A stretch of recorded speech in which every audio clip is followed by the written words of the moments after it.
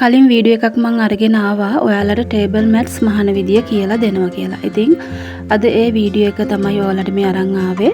මේ තියෙන්නේ මගේ ළඟ ඉතුරු වෙලා තියෙන පොඩි රෙදි කෑලි. ඉතින් මේවා මගේ බෑග්ස් මහන්න ගන්න රෙදි වල ඉතුරු වෙන කෑලි. මේවා නම් ඔක්කොම කොටන් රෙදි. ඒ කියන්නේ මේක හෑන්ඩ්ලූම් ෆැබ්‍රික් වල කොටස් තමයි මේ තියෙන්නේ.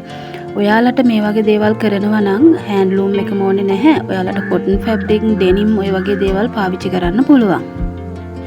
ඉතින් මෙතන තියෙන රෙදි කෑලි එක පාට වලින් තියෙනවා. ඉතින් ඔයාලට පුළුවන් සාමාන්‍යයෙන් ටේබල් මැට්ස් 6ක් 12ක් ඔය වගේ තමයි සෙට් එකට යන්නේ. මේ විදිහට තියෙන මේ රෙදි කෑලි ඔයාලට පුළුවන් මේ සෙට් එකම මහන්න. එහෙම නැත්නම් පීසස් 6ක්නේ 6ක් හෝ 12ක්. ඉතින් ඒ 12 හෝ 6 මහන්න මේ තියෙන කලර්ස් වලින් වෙන් කරගෙන මහන්නත් පුළුවන්. එහෙම නැත්නම් එච්චර එහෙම වෙන් කරගන්න තරම් රෙදි නැත්නම් ඔයාලට පුළුවන් හැම එකකින්ම පාට අරගෙන කලවමට දාලා මහන්න.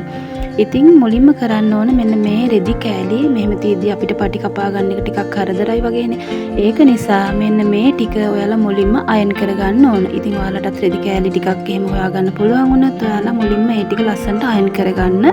අයන් කරගත්තම අපිට පටි කපා ගන්න හරිම ලේසියි. මෙන්න මේ විදිහට අපි අරගත්ත රෙදි කෑලි ටික අපි හොඳට අයන් කරගෙන තියෙනවා. ඉතින් අයන් කරගත්තම ලේසියි අපිට මේ වගේ පටි කපා ගන්න. මේ විදිහට තමයි අපි පටි ටික කපා ගන්න ඕන. පටි එක පළල ඔයාලා ගන්න ඕන සෙන්ටිමීටර 3.5ක් 4ක් වගේ තිබුණාම ඇති. ඊට වැඩියෙන් ලොකුවට ගන්න එපා. ඒ ප්‍රමාණයට කපා ගන්න. ඉතින් මම දෙන්නම් ඔයාලට දැන් ටේබල් මැට් එකේ දිග පළල කොහොමද කියලා. ඒ වුණාට ඔයාලට මේ ගන්න රෙදි කෑලි ඔයාලට මූට්ටු කරලා එහෙම අරගන්න පුළුවන්. මොකද මේක පැච්චුවක් එකක් නිසා ඒකේ මූට්ටුවක් එහෙම පේන්නේ නැහැ. අපිට ඕන ප්‍රමාණයට අපිට මූට්ටු කරලා හදා ගන්නත් පුළුවන්.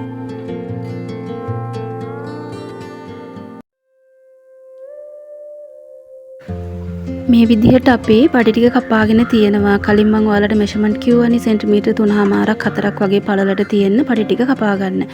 ඊට පස්සේ මේ ඔයාලට මම පෙන්නන්නේ මේකට ඕන වෙන ස්ටිප් එකක්. ඉතින් ඔයාලා ස්ටිප් ගැන දන්නවනේ. ස්ටිප් වල පේපර් ස්ටිප් එකේ ඉඳලම ඝනකම එන විදිහට ස්ටිප් වර්ග තියෙනවා. ඉතින් ඔයාලට පේපර් ස්ටිප් එක ගන්නත් පුළුවන්. ඊකට වැඩිය ටිකක් ඝනකම තියෙන ස්ටිප් එකක් තියෙනවා.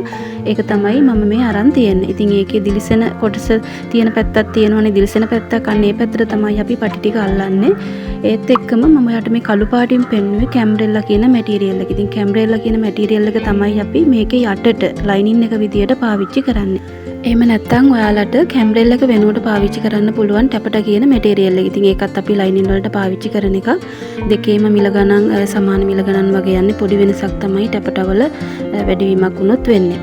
ඉතින් ඔයාලට මේ දෙකම පාවිච්චි කරන්න පුළුවන්. ඒත් එක්කම මෙන්න මේ පෙන්වන්නේ මේකට ඕන කරන බ්ලොක් එක. මේකේ දිග සෙන්ටිමීටර 22යි, පළල සෙන්ටිමීටර 16යි. මම අරගෙන තියෙන මේ මෙෂර්මන්ට් එකට ඔයාලා කැමති විදියට ඒක අඩු වැඩි කරලා හදා ගන්න පුළුවන්. ඊට පස්සේ මේ පෙන්වන්නේ ටේබල් මැට් එක වටේට පයිපින් එකක් කරගෙන තියෙනවා. අන්නේ පයිපින් එක කරගෙන තියෙන බයස් පටිය තමයි මේ පෙන්වන්නේ.